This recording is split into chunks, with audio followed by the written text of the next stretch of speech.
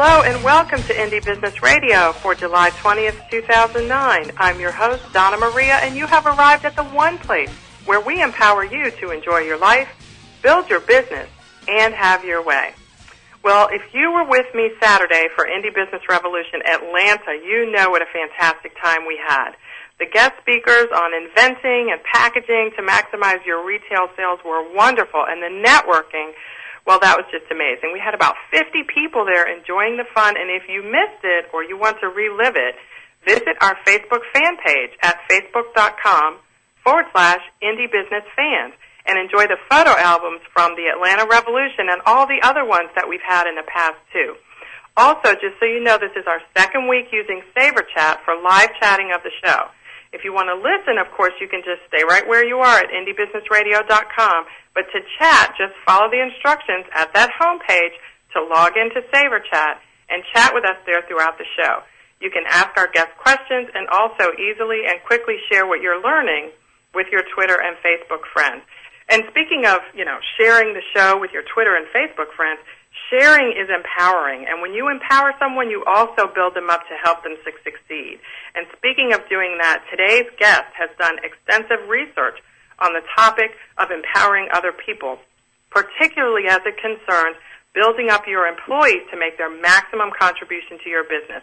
His name is Adrian Gostick, and he is the co-author of The Carrot Principle, How the Best Managers Use Recognition to Engage Their People, Retain Talent, and Accelerate Performance.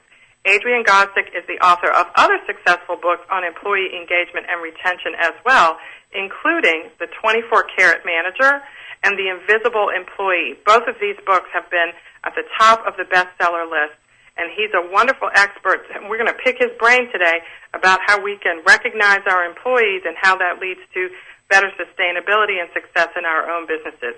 He's going to talk with us about that and what he calls his carrot culture right here today on Indie Business Radio. Welcome to the show, Adrian. Well, thanks, Donna Maria, for having me on. I appreciate it. Adrian, let's get started with something that you kick your Carrot Principle book off with, and that is something that you call the missing ingredient, that a lot of times businesses are missing, one, what you call an accelerator that kicks their business off. Can you tell us a little bit more about that and maybe even share some of the story at the front of the book, because we could all use that during these challenging economic times? Yeah, what we found is, as background, my co-author and I, Chester Elton and I, we've been consultants working in the employee motivation engagement field for 2 decades now. We've worked with some of the world's best organizations, and we knew that recognition, which is what we call the missing ingredient in many cases, recognition was vital to an organization's success, but there'd really never been the research behind it before to prove that fact. And so a couple of years ago, we began a survey of 200,000 people, and we looked at people all throughout North America to find out really what engages them. And what we found was that there was something missing in poor organizations versus great organizations.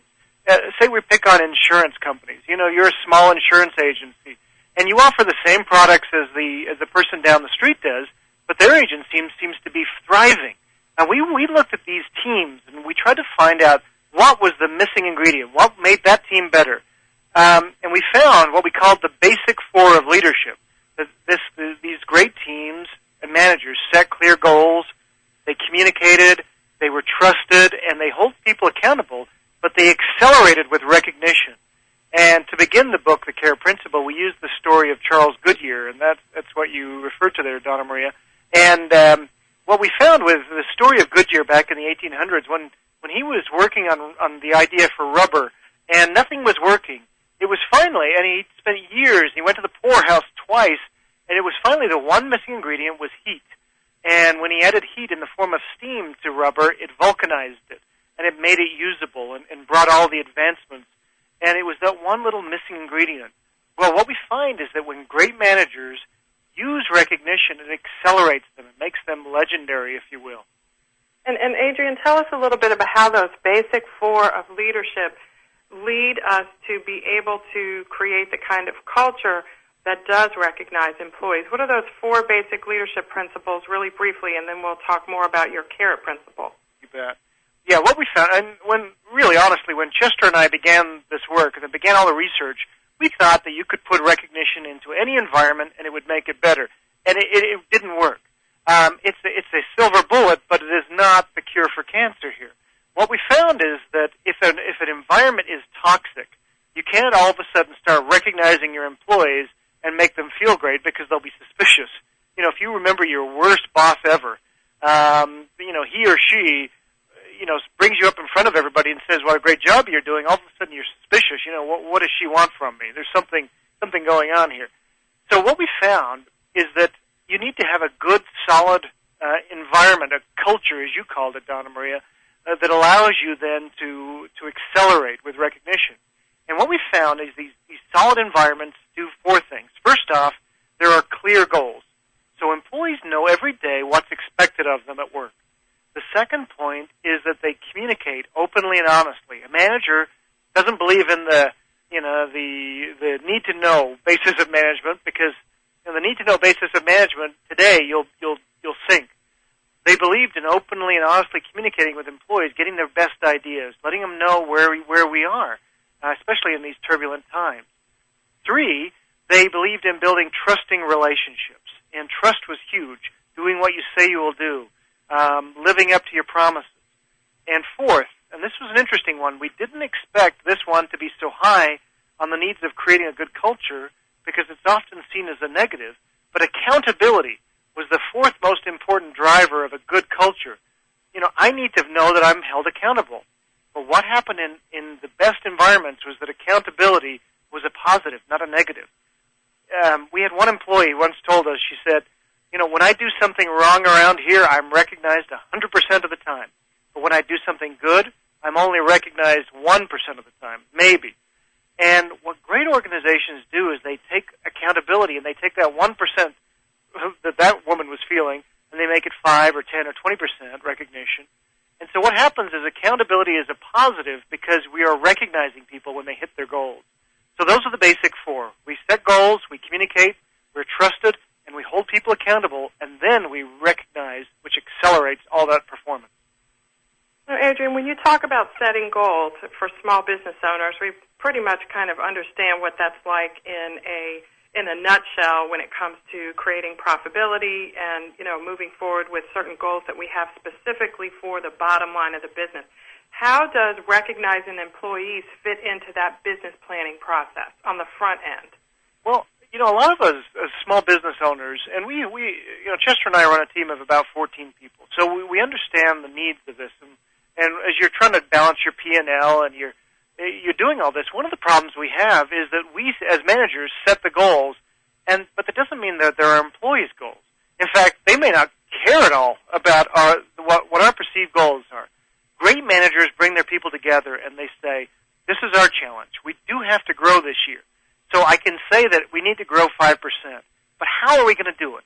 And the roadmap is put in place by the employees. Now, what great managers we studied did was they didn't just wait till the end of the year to see if you received 5% growth or not. It's too long a goal.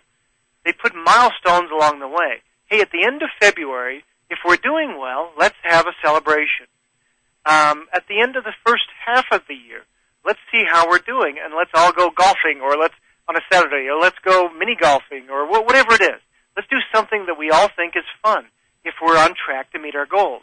Instead of setting a big goal at the end of the year, they celebrated along the way. And they also recognized individuals.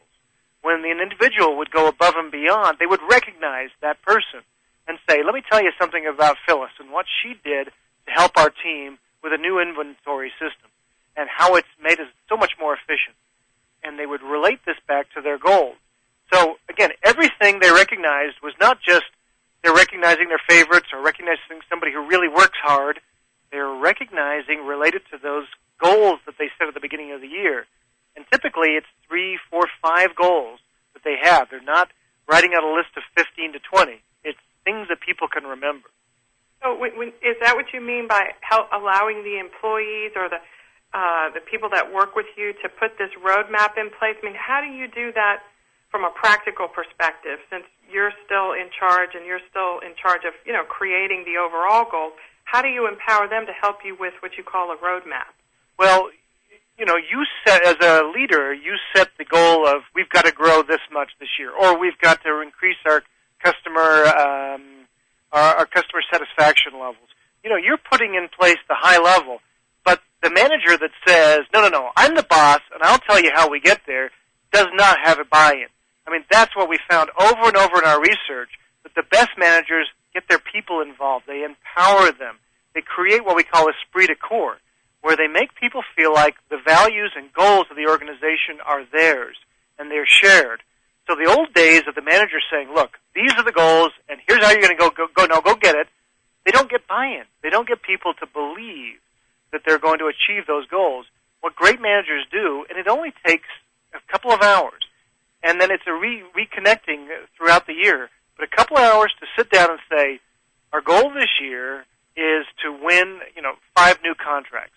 Mm-hmm. How are we going to do that?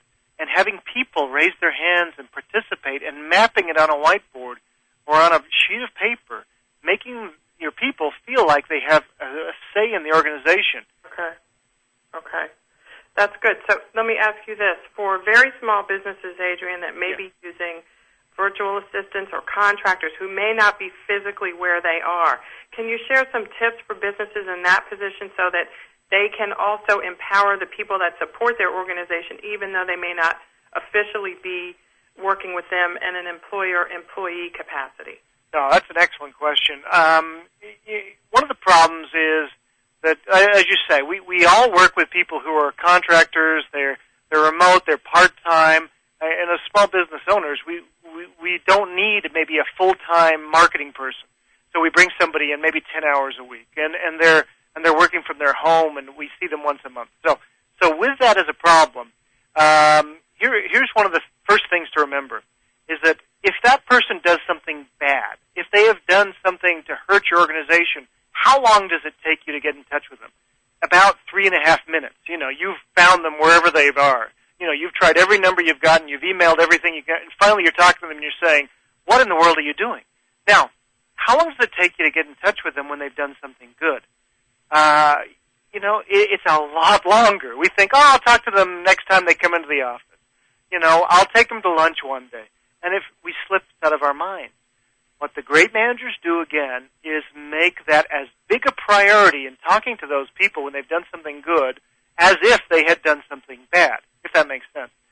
And now what do you do to get these people involved? Well, again, we're coming back to what we've seen managers do. To involve the people who are remote, you're writing a lot of thank you notes. It's a silly little thing, I know it sounds, but that handwritten thank you notes are not thrown away. And when you receive one of these in the mail and you're a contractor, who are you going to work harder for? The person who pays you, everybody's paying you the same rate, but this person's sending you a nice handwritten thank you note now and then when you've done something great. They appreciate your work. They appreciate it in very specific terms, too. You're not just saying, hey, Bob, thanks for all your work. You're saying, I just want to thank you so much for that marketing campaign. We saw, tremendous interest from our customers. You're being very specific and rich in your wording as you're writing a note. You're also doing little things, too, where, you're involving their family. Perhaps that, if a contractor is working from home, maybe it's the second income person. It's a mom who's at home with kids. It's a dad who the wife is out. And so maybe you're involving the family of that contractor, too, by sending maybe a gift basket or something that involves them as well, which is a great, fun idea. Right. That's a good tip. I love the gift basket idea, and we're going to take our first break. But for those of you who are looking for a gift basket or some kind of gift product to thank someone who's working with you, why not visit indiebeauty.com and check out our online store where there are a lot of indie and handmade bath and personal care products that would be perfect to send to someone, a virtual assistant, or someone who's doing a really good job for you. I encourage you to check that out. And Adrian, thanks for that tip. We sometimes forget a little handwritten note is one of the most inexpensive things that we can do, but as you say, it has a big impact, so I'm glad you mentioned that. We're going to come back and talk more with Adrian Gostick, the co-author of The Carrot Principle, when we come back in just a minute. This is Indie Business Radio. Don't touch that mouse.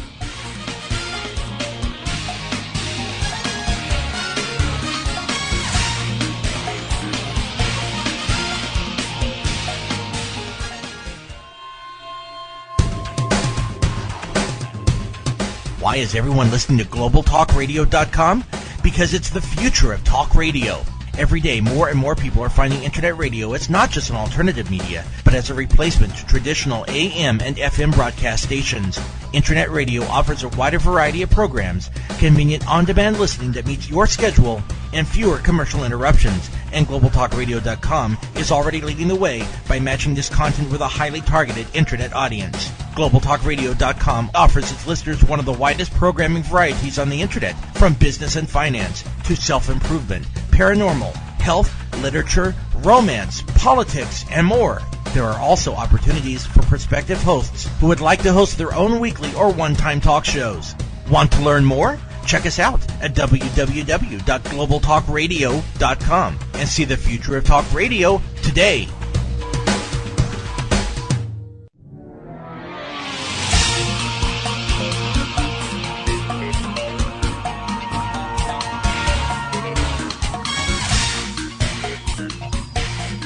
Welcome back to Indie Business Radio. We're talking today with Adrian Gostick, the co-author of The Carrot Principle, and he's been sharing with us some wonderful ideas about how we can use recognition actions to recognize the job that our employees, contractors, virtual assistants are doing with us to empower them to make an even more significant contribution. Adrian, let me ask you this. When we talk about this, we talk about it frequently from the perspective of how it helps our business. Where should our motivation be when it comes to the person that we're recognizing? Well, that's a good question, because what we found in the research is that people know our motive. And so if we're recognizing, and what we termed was people who recognized, who were expecting something, we called expectors. They sort of recognized, but you knew there was a hidden motive. Hey, thanks so much for helping me with that project, knowing that, boy, he needs somebody to work next weekend, and there's an expectation behind it, versus somebody who what we were an altruist, who just really did like the people that they were working with, whether they were remote, whether they're in their office.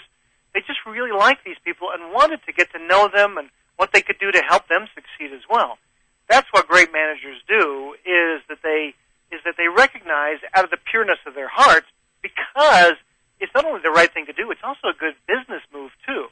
By doing that, people believe in you. They believe in your sincerity. And so it's a small difference, and it's better to recognize than not at all. But if you're going to do it, get to know the people, get to know what really motivates them, and do it with a good, sincere heart. And are there things that we can do using some social networking tools to further this goal of empowering people, recognizing them, and also tracing it back to a positive impact on our business? Yeah, especially with as we look at generational differences. Somebody who's a baby boomer and you decide to Twitter about them, in most cases, I won't say every case, but in the majority of cases, they don't care. In fact, it's a little bit of an affront if I don't care that you Twittered about me. Whereas somebody in their 20s, the millennial generation, it's a fantastic way to Twitter about me and share that, and I'm feeling really good about that. So you've got to understand, again, the people that you are trying to recognize, what's meaningful to them. And while, again, you've got to, is somebody involved with Twitter, somebody involved with Facebook, are there ways that you can to reach out to them with social networking? Fantastic. But again, some people aren't going to be, they're not going to have the access to those social networks. So that's where it comes back to what's important to them. One of the things you can do when you first start working with a contractor, say, is whether this is on the phone or whether you're sitting down with them and saying, look, I know you're going to do some great work for me, and I want to recognize you. I want to appreciate what you're doing. And then you sit and you start talking about different ways that they may feel appreciated. In their past, tell me about some times when you felt really appreciated by somebody you've worked with or for. One of the questions we ask, too, is, and we outlined it in the Carrot Principle, just a survey you can take. We'll say, if you had a day off to spend as you would, what would you do? And maybe they talk about going to the park with their kids, or going to the zoo, or going to a certain type of movie they love. And that way you can start getting ideas for restaurants, for different activities that they might appreciate being recognized with. Adrian, as you're sharing some of these things, we're talking about golfing events and gift baskets and things of that nature, and they sound really good. Let me ask you this, and I hope I put this the right way. Why isn't a paycheck enough, and benefits and a timely paycheck that doesn't bounce with benefits and things like that recognize you for your past experience and what you're bringing to the table at this particular business, maybe areas of expertise you have. If an employer has created a financial incentive that works, tell me why these additional things are necessary. Well, a couple of things. Again, we're coming back to the research. That first off, employees didn't put high pay as one of their great satisfiers in a job. And as we dug down and we asked why, we found basically that job rates, pay rates are pretty much set. I can't go from one place to another and double my pay. My boss can't give me a 20% raise at the end of the year. There's just not that much money to go around. So my pay is pretty much set. Now, with that said, I can go someplace else then and make the same amount of money. Say I'm working in retail, and my small business is a retail business, and I'm hiring a couple of people on the front lines to work with customers. And say I'm paying them $8 or $9 an hour. Well, they can go across the street and make $8 or $9 an hour.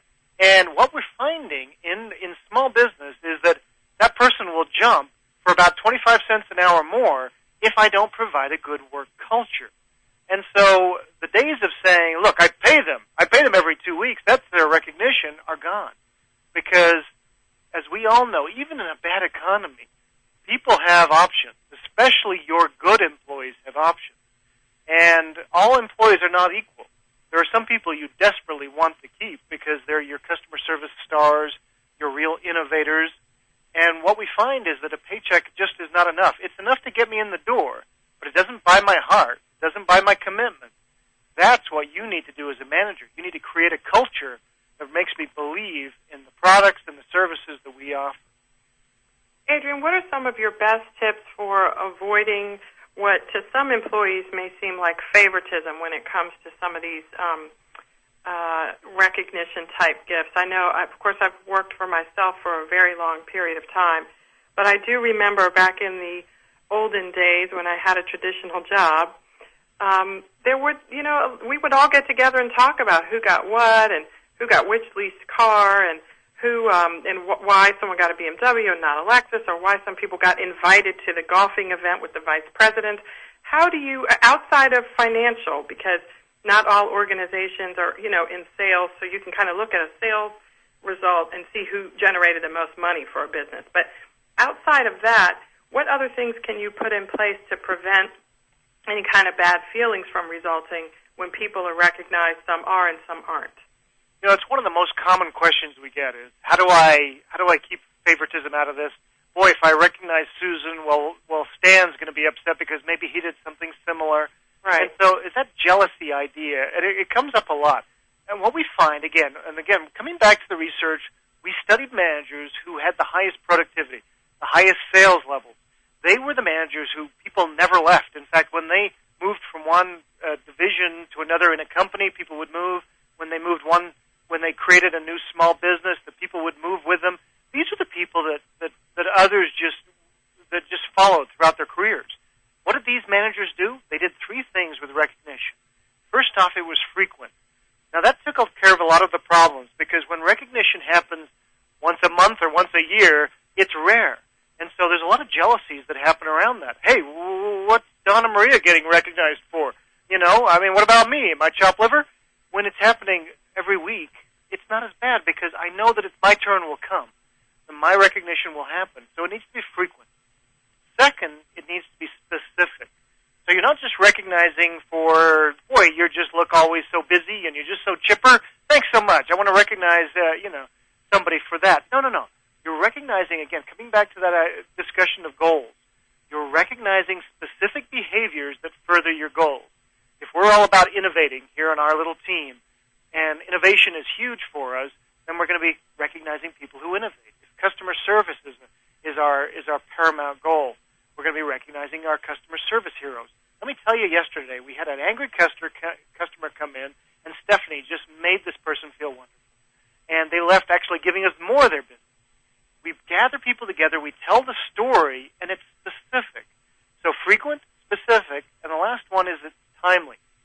Again, a lot of managers wait till the year-end review or the 6-month review when we're looking at pay raises at the end of the year, whenever it is. That's when I'll thank them. That's too late. You've forgotten by then. They've forgotten by then. Great recognition is timely. So, when recognition is frequent, specific, and timely, and we've seen this over and over again, great managers don't have that jealousy. Because my turn will come, I know exactly why people are being recognized, because it's very specific and it's timely, so I know that the manager's paying attention. I'm going to duplicate those efforts.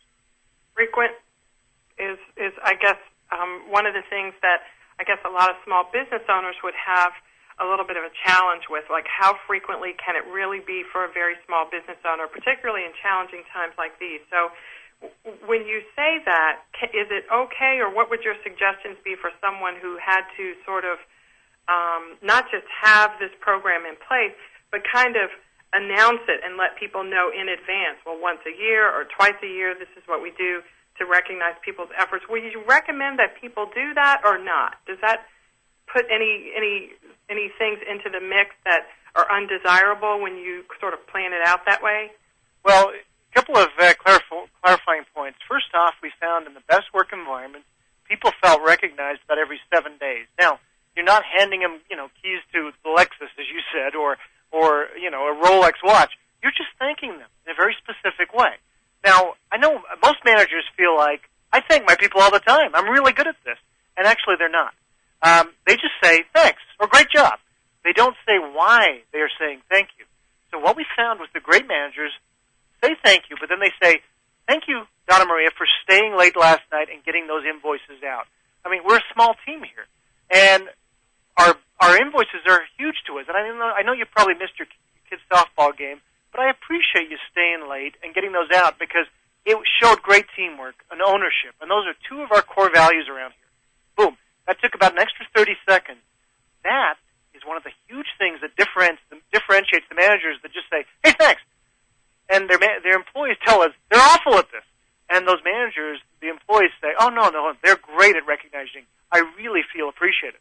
So, first off, understand that it doesn't cost a lot. You've got to be specific in your praise, though. So that will do a lot.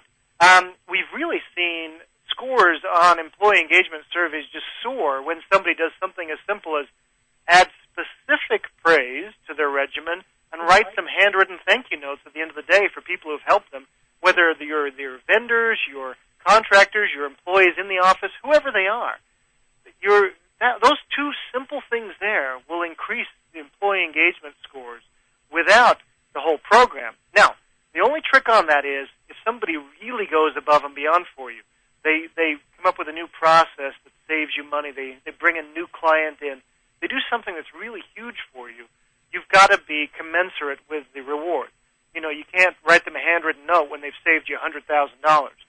You need to go above and beyond and find out really what would be meaningful to them as a reward. And Adrian, your book actually sort of has a phrase that you use that summarizes this kind of environment that's created when leaders and managers do what you're describing very well, and you call it a carrot culture. Can you give us a summary of exactly what that is and what that means to employees and the business overall?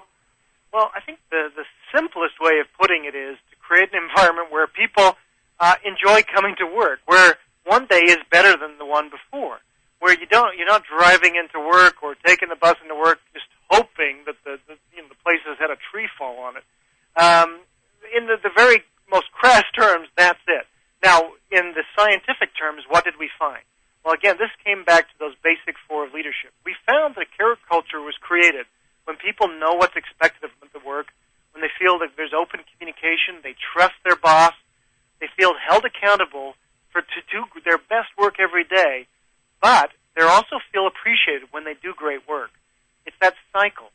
And when that happens, when I know what's expected of me at work, and I'm communicated with, and I'm trusted, and I'm held accountable, I should be recognized, and that it starts it all over again. Great managers know that there's a cycle there. It's a very simple one, but rare is the environment. In fact, only about 20% of teams we found were actually operating anywhere near their peak capacity, because it's rare when a manager actually does this well. Yeah, and I'm glad that you're sharing that it's a challenge. So it's not just something you can throw together, here's a gift basket, here's a handwritten note. You have to really sort of create on a consistent basis, as you just said, that kind of culture that sustains that engagement over time. Yeah. And it's just last week we were at a conference and some employees came up and we were, and our employees were handing out books and some of our Carrot books and as a promotional thing and they shuffled over and they said, "Hey, my boss thinks he's really good at recognition. He's coming down the hall right now. Give him this book, please." And they shuffled away and they watched and the boss, certainly enough, came up and said, "Oh, no, I'm really good at that stuff. I mean, you're saying thank you? Come on." And we said, "Look, your employees asked us to give this to you. You think you're really good, but you're not." Right. And you're right, Donna Maria. It's hard. Nobody ever said managing people was easy. That's why we're the bosses.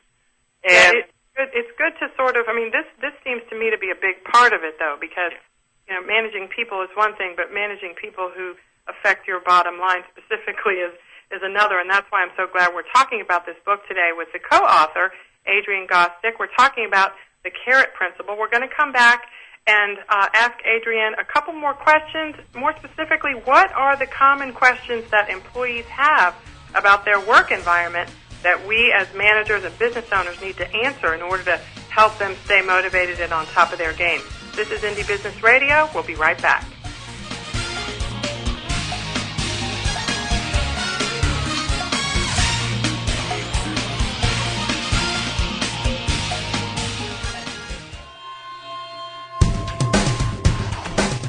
Want to stay on top of what's new in the radio industry? Sign up for a free subscription to the Future of Talk Radio, available exclusively to listeners of globaltalkradio.com, and find out what's new in the world of online radio. Listeners can find out about new shows and special guests. People with something special to offer can find out how to become a guest and how to prepare for an interview. And prospective hosts will find a valuable resource for everything from planning their new program to selecting topics and guests, recouping expenses by selling advertising, and more. Sign up today for your free subscription to the Future of Talk Radio by visiting www.globaltalkradio.com and learn about the future of talk radio today.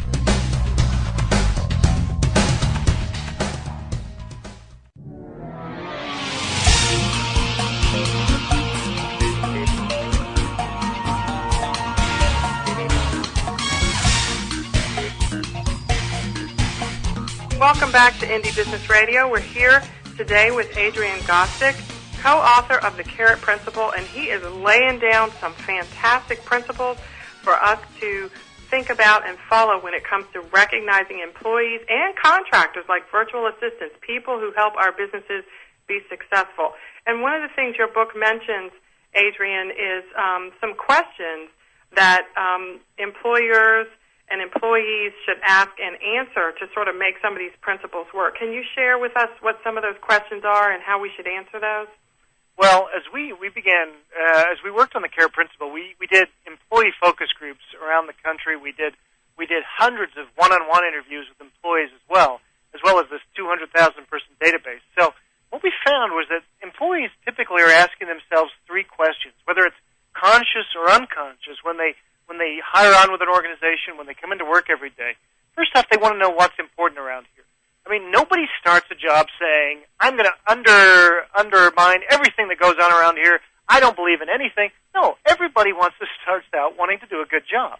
So they want to know what's important around here so they can number two, make a difference. Because the first question they ask is, what's important around here? The second is, how do I make a difference? So what's my personal impact? And the third one, and a lot of managers forget this, is that they want to know what's in it for me if I do make a difference. Now, a lot of them will say, "Hey, show me the money. If I'm going to make a difference, you got to pay me more, you got to do this, that, or the other." Well, employees and the managers know there's not really any more money. If somebody's working in retail and it's $9 an hour folding sweaters, it's $9 an hour. That's it. But what can you do to make them feel good about their contribution? That's where recognition comes in, because it costs little or no money to appreciate something in a very specific manner. So that's what we found, is that employees want to make a difference. They want to do a good job. They know that there's really not a lot of more money to be given, but they do want appreciation for that great work. As we looked, found out what the big dissatisfiers of work were for employees. Number one was, I don't feel appreciated when I do great work around here. Number one problem. Number two was, nobody keeps me in the loop with what's happening. You know, we have lots of closed-door meetings, and, you know, it's a need-to-know communication style.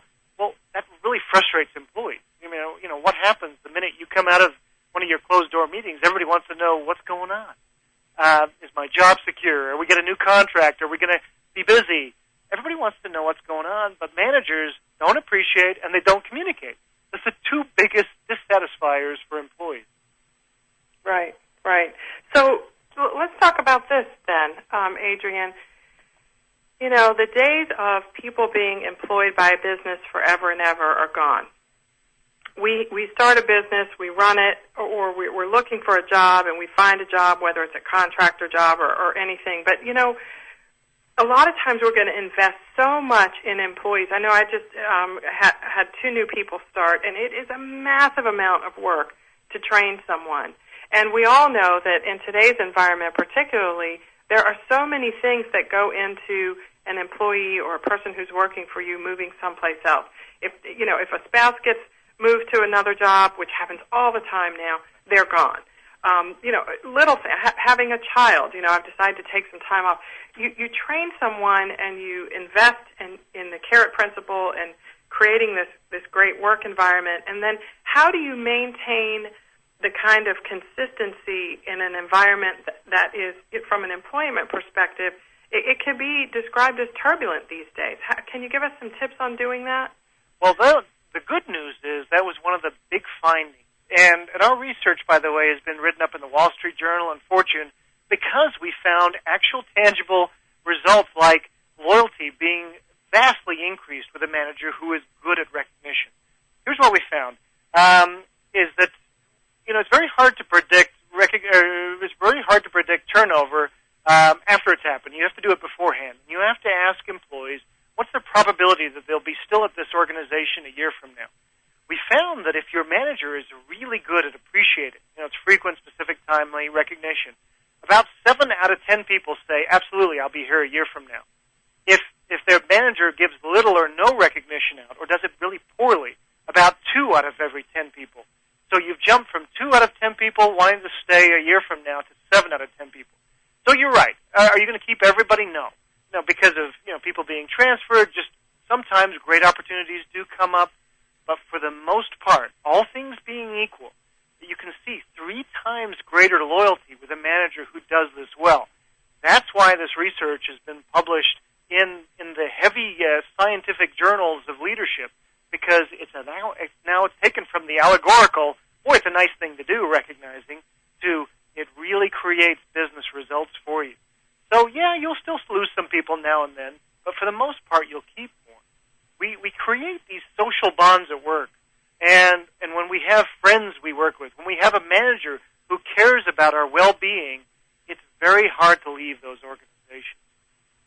And Adrian, when you are a small organization and you're perhaps relying on people in a virtual sense to help you with your business, what are some of your tips for creating cohesiveness in those environments?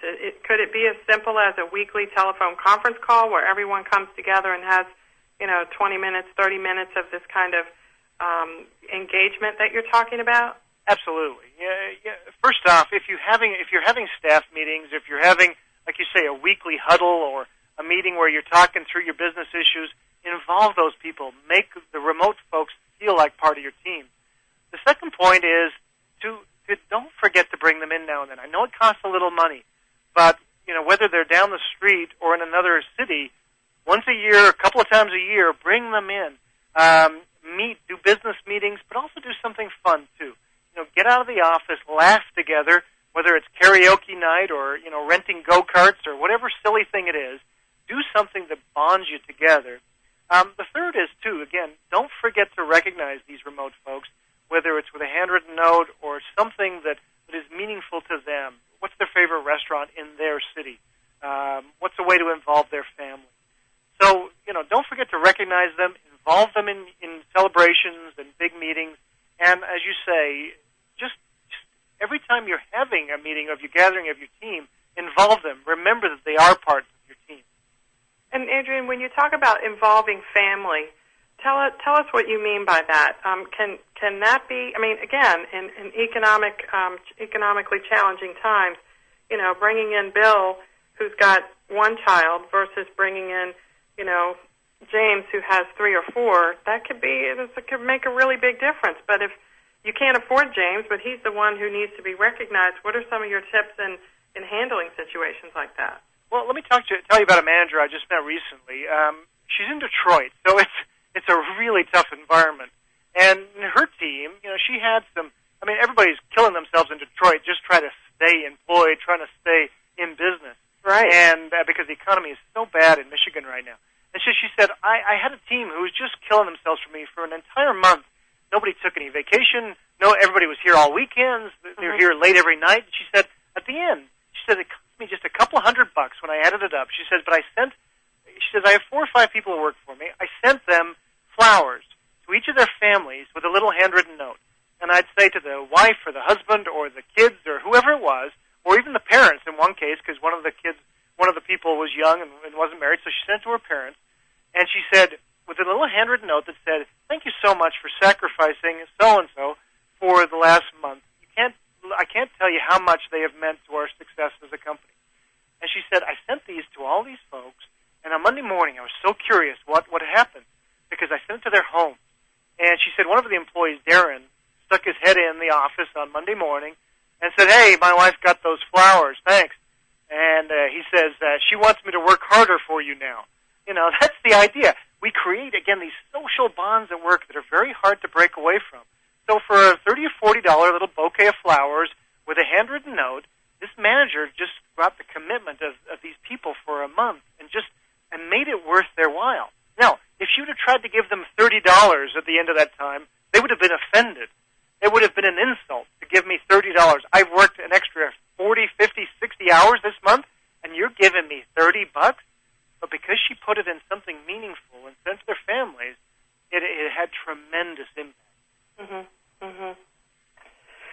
That's really good information. So Adrian, how does all of this translate into business success for the small business owner? And I think it's got to be fair to say that employees they know that that they're being recognized and that that they may deserve the recognition, but they also know that it really is being done in large part because it's going to help the business be more successful and more successful financially, quite frankly. So can you help us understand how these types of things actually translate into a more healthy bottom line for a business owner? Yeah, let me answer the 2 parts of that. First off, employees do know that it's good for the business, but that's okay because this is their thank you for that. They're not suspicious about it because they're helping to further the company, and the company's actually saying thank you back versus not. And so, it is a good give and take on this, that I work harder, but I know that my company will say thank you. I've heard from so many employees who say, yeah, I'm not going to do that again. I went to all this effort, I did all this extra work, and they didn't even say thank you. I'm not going to be that foolish again. So realize that it's a good give and take, that it's necessary. Now, here's what we found. This is part of the great news here, is that organizations that do this, teams that recognize greatness, that recognize excellence, are up to 3 times more profitable than those that don't over the long term. So, yes, it's possible to scare people into action over the short term. Look, we've got to get this project done. We've got to get these customers served. You can bully people for so long, but it's only so long. What we found over the long term is that organizations that are the most profitable, and again, 3 times more profitable than their peers, are those that get their people engaged. They make their people feel like they are part of a successful organization. I mean, you just look at an organization, a bigger one like Southwest Airlines. Mm-hmm. They fly places, but why have they been the most profitable airline over the last 2 decades? Because their people love working there. Their people want to make them succeed. So that's what great organizations do. They get their people's hearts and minds to buy in. Adrian, what are some of the mistakes that we can avoid when we're starting up a program like this? Well, don't make it too complex. Don't have to have people jump through lots of hoops to do this. Okay. Don't be recognizing your favorites. Come up with specific goals to be recognized to, so that recognition is tied to what makes the organization successful. Keep it frequent. Don't make it the employee of the year. Oh, for gosh sakes, don't do that. Or employee of the month even. Don't do those. Make sure you're recognizing when it happened, so that it's not saved up for a special occasion. Okay. Wow. Well, that's a really good tip, because as small business owners, we really have to.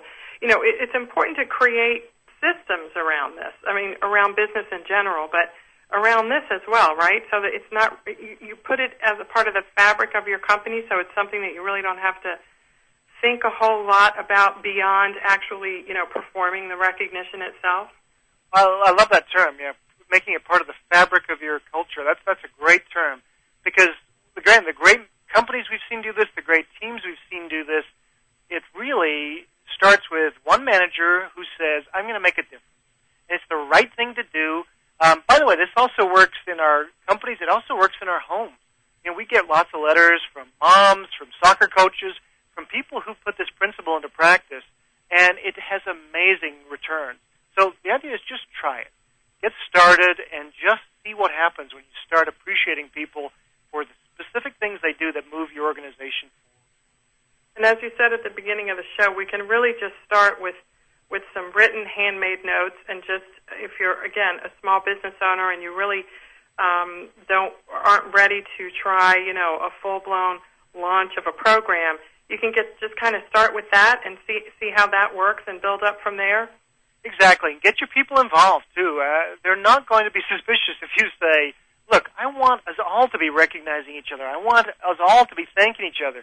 Giving them stacks of thank you notes, giving them the power to bring people to your forefront to say, here's who we're going to recognize today. Have you worked with any companies, Adrian, who have used blogs to facilitate this kind of recognition, and how does that work? The 2.0 of recognition is good, but you've got to understand, too, that a lot of people see it as rather faceless and nameless. So social networking can only be part of what you do. It's a great way to thank people, but I've never seen it right now in the company be the only way. That you have to do some face-to-face. You also then bring the social networking in. An email of thanks is nice, but it's just not as personal as somebody actually writing a handwritten note, or somebody bringing you up in front of your peers and thanking you publicly and telling you why you have done something above and beyond. So I'm a proponent of it, but only as part of an overall solution. Well, that's really interesting. So, and that makes sense too, because as great as technology and, as you say, 2.0 is, we have to incorporate the face-to-face in order to engage, in order to use technology to engage effectively. Is that kind of what you're saying? Exactly. It's because when it's part of an overall system of recognizing people and they're feeling good, it's like you say, it's part of the fabric of your culture, then it's just another addition.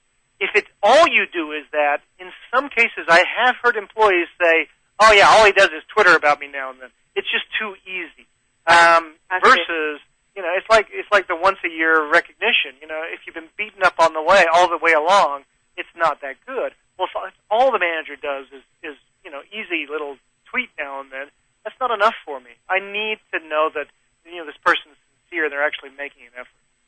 So the idea is to create something substantive and meaningful and sort of put the cherry on top with the tweet or the blog, if you will. I love that. That's a great way of putting it, yeah. So it's the icing, not the cake, in other words. Right. And again, as we talked about earlier, it's also generational, because recognition for somebody, again, the millennial generation, 25 or so, a quick little, post or on your blog or a little Twitter on them is quite meaningful to them. I've just met a lot of employees who are baby boomers, who are even Gen X, who say, no. I mean, if they're really sincere, they're going to talk to me. So this makes it really important for us to really get to know people on a personal level. It sounds like that's one of the bottom lines. This has to be done in a systematized way, ultimately that's the goal, but also has to be done on a personal level, person by person, at your organization. Exactly. We've heard so many stories about, the employee who's done something just amazing, so the manager gives them a trip somewhere. And they hate to fly. They're terrified of flying. But he never asked. We met so many good managers in the work we did. One manager, he had a security company, and one of his employees was really into green. He was really into conservation and the ecological kind of ideas. And so he made this security officer also the conservation officer too at this location he was working. And so basically that meant closing doors, keeping the heat and cold in, turning lights off, and that small little change in his duties was recognition of this person having goals inside and outside of work. Mm-hmm. Those are the kind of managers that we met that were great. They understood an individual, what drove them, what motivated them, and designed rewards. It only took a little time. Designed rewards that would be meaningful to them. Right. And I guess when people feel important, then you've gone a long way toward being able to create something that motivates them to perform in a more meaningful fashion for your business. Thank you so much for sharing with us today, Adrian Gostick, co-author of The Carrot Principle. And Adrian, what website should we go to learn more about you? Well, we'd love you to come to carrots.com. That's CARROTS.com. Great, Carrots. And there's lots of wonderful tips and inspirational things there that you can learn from Adrian and his co-author. It's a wonderful website, carrots.com. Thank you again for joining us, Adrian. Next week, Diane Halpern, who is a professor, is going to be joining us. She is also the author of Women at the Top, Powerful Leaders Tell Us How to Combine Work and Family. I'm looking forward to that show, and I know so many of you who are women running businesses and also juggling work and family issues are going to be able to benefit from Professor Halpern and her tips that she's going to share. That's next week, July 27th at 1 o'clock p.m., right here on IndieBusinessRadio.com. I'll see you then. In the meantime, enjoy your life, build your business, and have your way.